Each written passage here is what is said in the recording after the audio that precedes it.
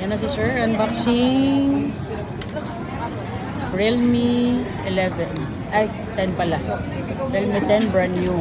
Nag-trade in si sir from 11, 128 to Realme. So, hindi ko na sasabihin kung magkano kasi depende sa usapan yon. Pero, legit po yung trade-in natin na ginagawa. Yan po. Yan. Totoo po yan na may trade-in po tayo. Dito lang po yan sa Green Hill Shopping Center. XD7. Hanapin lang si Papa Jack or tawag na lang sa number ko. Ito yan. Ayan. Ayan. Jack Buy and Center yun yung page natin, TikTok at saka YouTube. Ayan. Ayan na po. Brush black yan.